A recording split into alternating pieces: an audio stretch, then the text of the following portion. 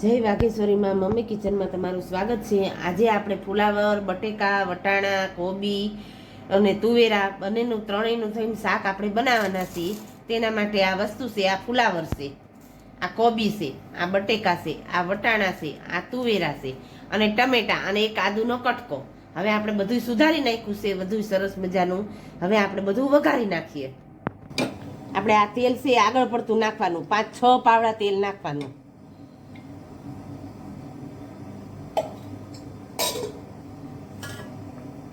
હવે આપણે રઈ એડ કરવાની, 1 ચમચી ભરીને રઈ। તો આપણે થોડુંક મેથીના દાણા નાખીએ, તળવા માંડી છે। હવે આપણે 8-9 દાણા મેથીના એડ કરીએ।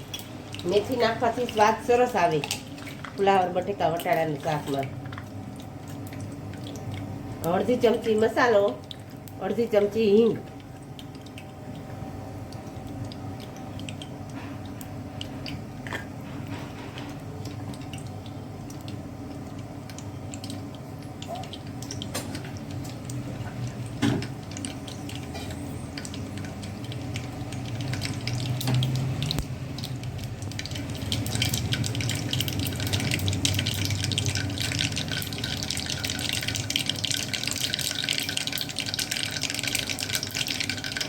અડધી ચમચી ભરીને જીરું એડ કરી દઈ, પછી આપણે ફુલાવરથી વઘારી નાખીએ।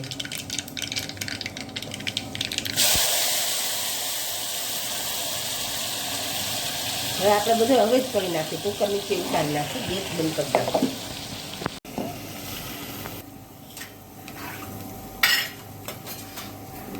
કોબી પણ એડ કરી દઈએ, આ બટેકા પણ એડ કરી દઈએ।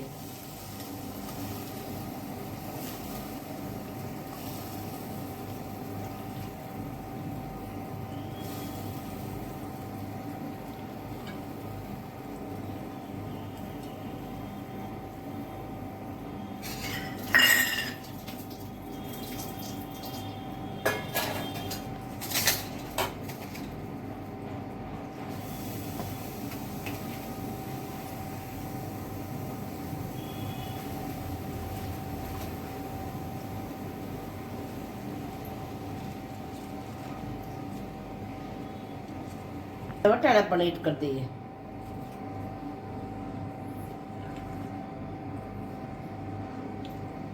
આપણે 1 પાલો ભરીને પાણી એડ કરી દઈએ। હવે આપણે જ કરવાનો નથી, આપણે પેલા 1 સીટી વગાડી નાખીએ, પછી હવે જ કરવાનો।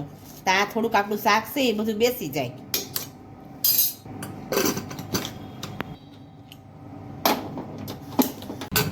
હવે આપણે કુકરને 2 સીટી વાગી ગઈ છે, તે આપણે જોઈ લઈએ। હા, સીટી વાગી ગઈ છે, ગળપણ નીચે બેસી ગયું છે। હવે આપણે બધું હવે જ કરી નાખીએ। આ એક ગોળનો કટકો, અમારે ગળચટું શાક ખાવાની ટેવ, અને આ આદુ, 2-3 ટમેટા, આ કોથમરી,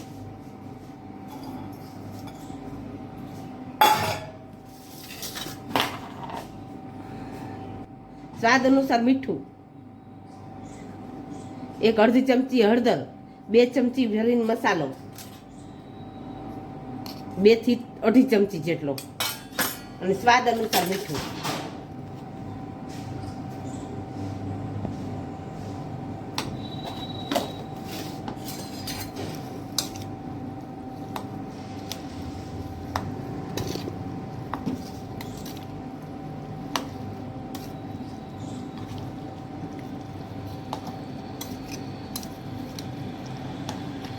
હવે પાણી નાખવાની જરૂર નથી, પાણી છે જ તે અંદર।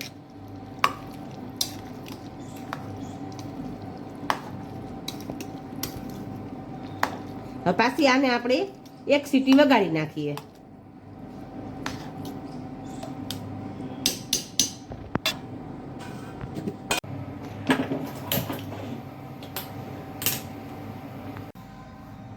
આપણે કોબી, બટેકા, વટાણા, ફુલાવરનું શાક આપણું રેડી થઈ ગયું છે।